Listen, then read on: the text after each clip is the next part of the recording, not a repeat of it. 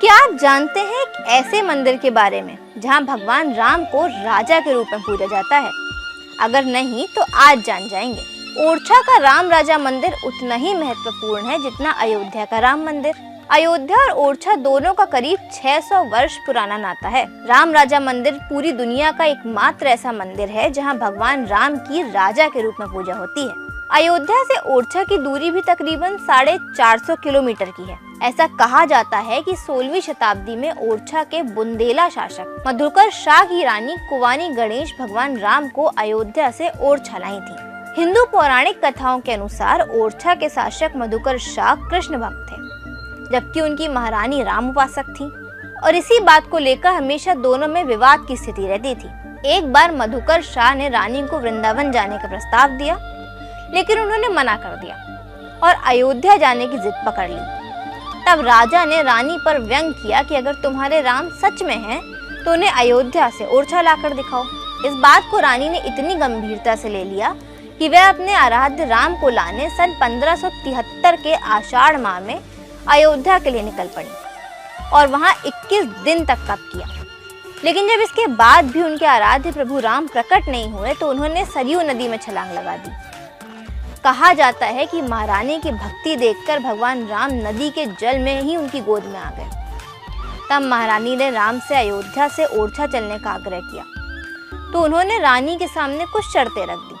पहली शर्त थी कि मैं यहाँ से जाकर जिस जगह बैठ जाऊंगा वहां से नहीं उठूंगा।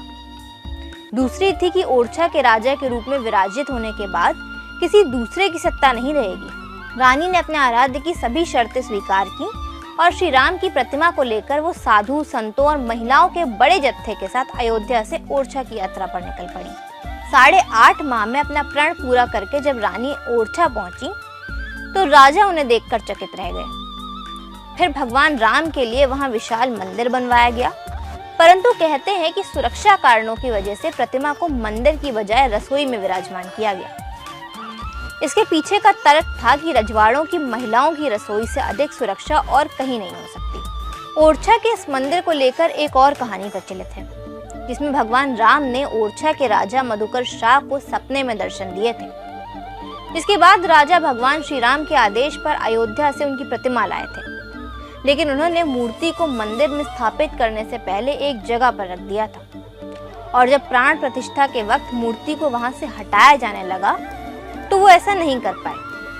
तब राजा को याद आया कि उन्हें श्री राम से निर्देश मिला था कि वो जिस स्थान पर विराजमान हो जाएंगे उन्हें वहां से हटाया नहीं जा सकता।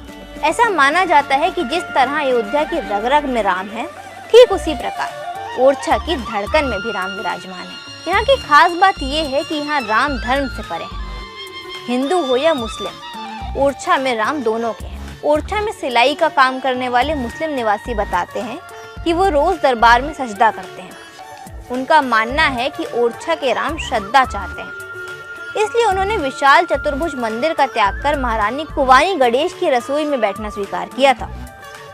इस मंदिर की खास बात ये भी है कि यहाँ भगवान राम के एक राजा के रूप में विराजमान होने की वजह से उन्हें 4 बार आरती में गार्ड ऑफ ऑनर दिया जाता है। बता दें कि ओरछा नगर के परिसर में ये गार्ड ऑफ ऑनर राम राजा के अलावा देश के किसी भी वीवीआईपी को नहीं दिया जाता, यहाँ तक कि देश के प्रधानमंत्री और राष्ट्रपति को भी नहीं। तो ये था ओरछा के राम राजा मंदिर का इतिहास। धन्यवाद।